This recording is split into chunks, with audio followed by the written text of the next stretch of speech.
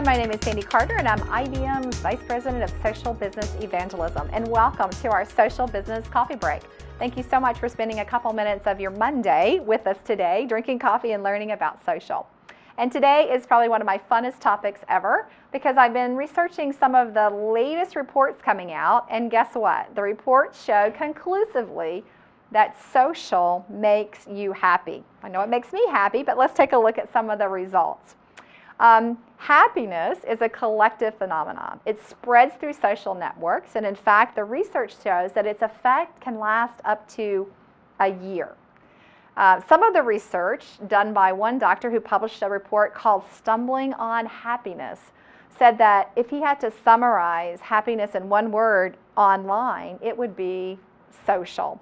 And a lot of research has been done by WebMD, UC San Diego, and I'll go through some of these, but it's quite interesting that all the reports show that if you're active in social networks, that you're happier. So let's take a look at a couple more of those. We talked about how happiness spreads through social networks. The Framingham study also backed that up. There is a Virtual Happiness Institute, and they also found a strong association between forming a community, which we've talked about many times, and psychological well-being. Being part of a community online makes you feel like you're making a difference and you're connected to a part of the world. Social also can tap into your emotions. In fact, you can't really be effective on social unless you do tap into people's emotions. And tapping into those emotions really brings about a lot of satisfaction, which yields happiness. And this came from Stanford in their new book on the dragonfly effect. So what does this mean to all of us? I mean, we all want to be happy, but how does that help us in our business lives? This is about social business, by the way. Well, becoming a social business, one of the outputs is that you're driving an engaged employee, which impacts your bottom line, provides you more return on investment. In fact, if you look at the gap between good performance and great performance, what differentiates good and great tends to be engagement.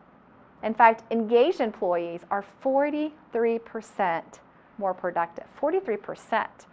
And people are 16% more productive when they browse an internet social media site for 10 minutes as a break than actually going outside and standing for 10 minutes or walking down the hall. 16% more productive getting online into Facebook or into IBM Connections. So how does this impact your ROI? Well, employee engagement does impact employee morale. And we just learned that an engaged employee, a happy employee, is 43% more productive. Directly impacts your bottom line. So how can social impact that? Well, first, employees feel more of a part of decision making.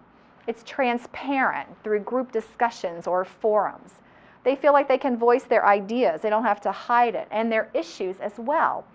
They can impact the company's future, like through ideation or crowdsourcing, where you ask them for their innovative ideas. They feel like they're being heard by management reacting on social profiles and engaging in that dialogue. So the bottom line, or the moral of the story, is that social does make you happier. Happier employees are more productive, 43% more productive. So having a social platform for your business drives return on investment, higher ROI, and more productive employees. My name is Sandy Carter. I'm Vice President of IBM Social Business Evangelism, and thank you so much for your time today.